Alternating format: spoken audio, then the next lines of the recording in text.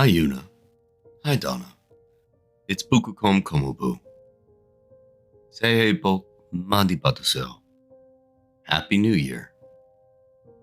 It's the year of the Blue Dragon, I believe. And what better way to celebrate than with a party, which is exactly what we'll be reading through today. Today we are continuing with Alice's Adventures in Wonderland. Chapter 7, A Mad Tea Party. There was a table set out under a tree in front of the house, and the March Hare and the Hatter were having tea at it. A dormouse was sitting between them, fast asleep, and the other two were using it as a cushion, resting their elbows on it and talking over its head. Very uncomfortable for the dormouse, thought Alice. Only, as it's asleep, I suppose it doesn't mind. The table was a large one, but the three were all crowded together at one corner of it. No room, they cried out when they saw Alice coming. There's plenty of room, said Alice indignantly, and she sat down in a large armchair at one end of the table. Have some wine, said the March Hare in an encouraging tone. Alice looked all around the table, but there was nothing on it but tea. I don't see any wine, she remarked. There isn't any, said the March Hare. Then it wasn't very civil of you to offer it, said Alice angrily. It wasn't very civil of you to sit down without being invited, said the March Hare.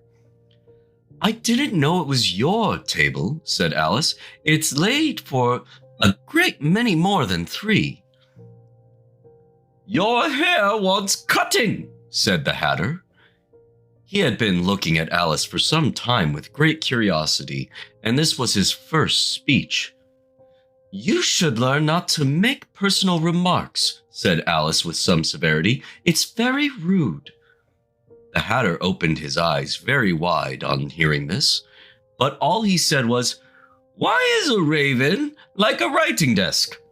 Come, we shall have some fun now, thought Alice. I'm glad they've begun asking riddles. I believe I can guess that, she added aloud. Do you mean that you think you can find out the answer to it? Said the March Hare. Exactly so, said Alice. Then you should say what you mean, the March Hare went on. I do, Alice hastily replied. At least I mean what I say. That's the same thing, you know. Not the same thing a bit, said the Hatter. You might just as well say that I see what I eat is the same thing as I eat what I see. You might as well just say, added the March Hare, that I like what I get is the same thing as I get what I like. You might as well just say, added the Dormouse, which seemed to be talking in his sleep, that I breathe when I sleep is the same thing as I sleep when I breathe. It is the same thing with you, said the Hatter, and here the conversation dropped, and the party sat silent for a minute, while Alice thought over all she could remember about ravens and writing desks, which wasn't much. The Hatter was the first to break the silence. What day of the month is it? He said, turning to Alice. He had taken his watch out of his pocket and was looking at it uneasily, shaking it every now and then, and holding it to his ear. Alice considered a little, and then said, The 4th. 2 days wrong, sighed the Hatter. I told you butter wouldn't suit the works, he added, looking angrily at the March Hare. It was the best butter, the March Hare meekly replied.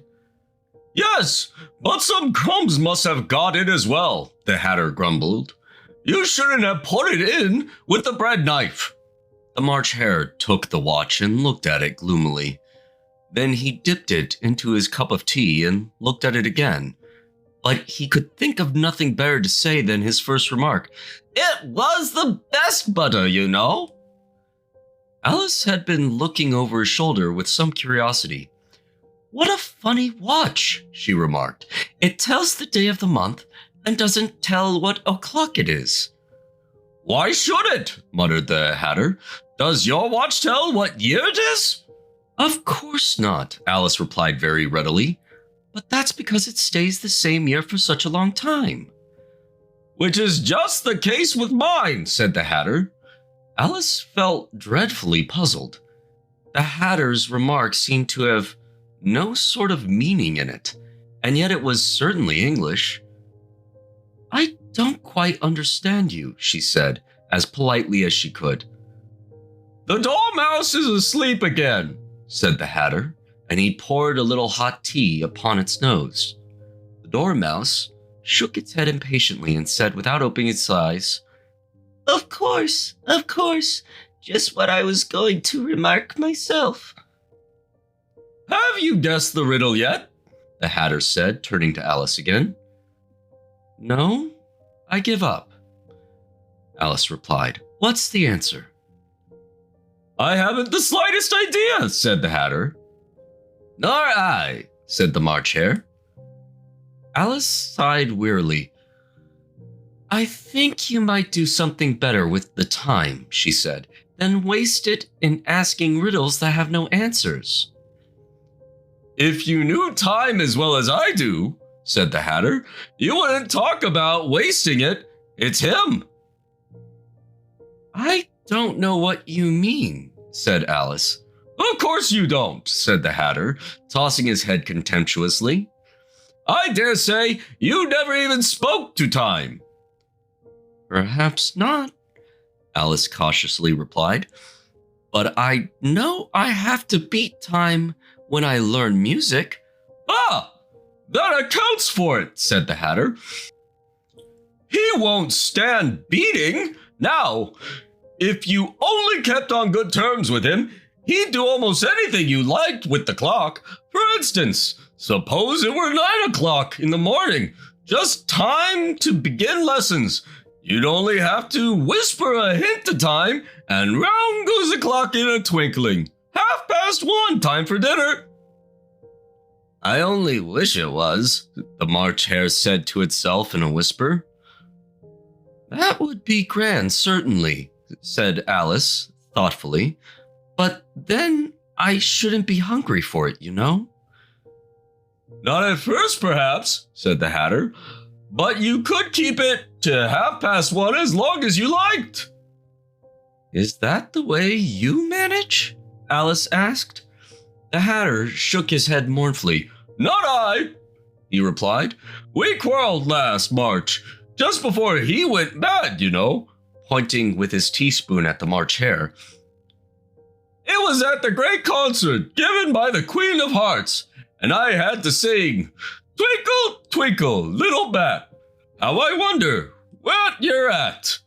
You know the song, perhaps? I've heard something like it, said Alice. It goes on, you know, the Hatter continued, in this way. Up above the world you fly, like a tea tray in the sky. Twinkle, twinkle. Here the Dormouse shook itself and began singing in its sleep. Twinkle, twinkle, twinkle, twinkle. And went on so long that they had to pinch it to make it stop.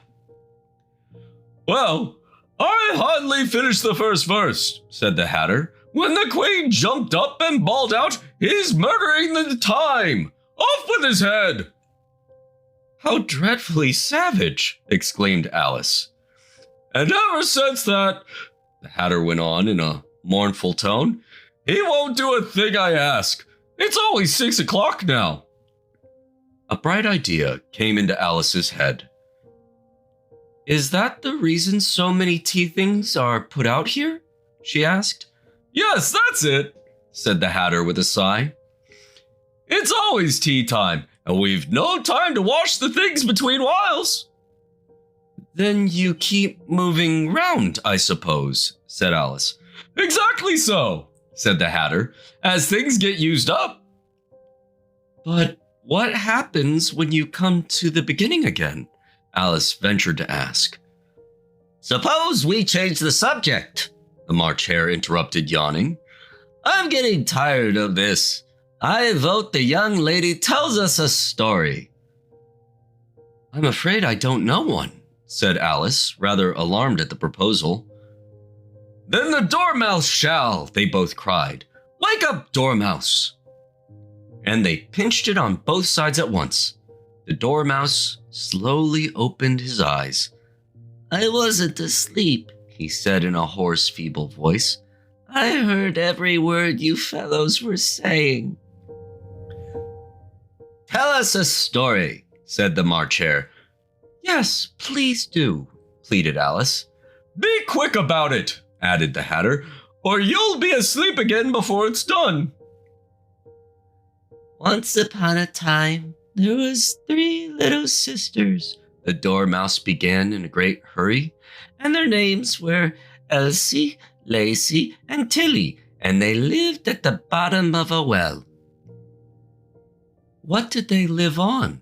Said Alice, who always took a great interest in questions of eating and drinking. They lived on a treacle, said the mouse after thinking a minute or two. They couldn't have done that, you know, Alice gently remarked. They'd have been ill. So they were, said the Dormouse, very ill. Alice tried to fancy herself what such an extraordinary ways of living would be like, but it puzzled her too much, so she went on. But why did they live at the bottom of a well? Take some more tea, the March Hare said to Alice very earnestly. I've had nothing yet, Alice replied in an offended tone, so I can't take more. You mean you can't take less, said the Hatter. It's very easy to take more than nothing. Nobody asked your opinion, said Alice. Who's making personal remarks now? The Hatter asked triumphantly. Alice did not quite know what to say to this, so she helped herself to some tea and bread and butter, and then turned to the Dormouse and repeated her question. Why did they live at the bottom of a well? The Dormouse took a minute or two to think about it and then said, It was a treacle well. There's no such thing, Alice was beginning very angrily, but the Hatter and the March Hare went, Shh, shh, and the Dormouse sulkily remarked, If you can't be civil, you'd better finish the story yourself. No, please go on, Alice said very humbly. I won't interrupt again. I dare say there may be one. One indeed, said the Dormouse indignantly. However, he consented to go on. And so these 3 little sisters, they were learning to draw, you know. What did they draw? Said Alice, quite forgetting her promise. Treacle, said the Dormouse without considering at all this time. I want a clean cup, interrupted the Hatter. Let's all move one place on. He moved as he spoke, and the Dormouse followed him. The March Hare moved into the Dormouse's place, and Alice rather unwillingly took the place of the March Hare. The Hatter was the only one who got any advantage from the change, and Alice was a good deal worse off than before, as the March Hare had just upset the milk jug into his plate. Alice did not wish to offend the Dormouse again, so she began very cautiously. But I don't understand. Where did they draw the treacle from? You can draw water out of a water well, said the Hatter. So I should think you could draw a treacle out of a treacle well. It's stupid. But they were in the well, Alice said to the Dormouse, not choosing to notice this last remark. Of course they were, said the Dormouse. Well in. This answer so confused poor Alice that she let the Dormouse go on for some time without interrupting it. They were learning to draw, the Dormouse went on, yawning and rubbing its eyes, for it was getting very sleepy. And they drew all manner of things. Everything that begins with an M. Why an M? Said Alice. Why not? Said the March Hare. Alice was silent. The Dormouse had closed its eyes this time, and it was going off into a doze. But on being pinched by the Hatter, it woke up again with a little shriek and went on. That begins with an M, such as mouse traps, and the moon, and memory, and muchness. You know, you say things are much of a muchness. Did you ever see such a thing as drawing a muchness?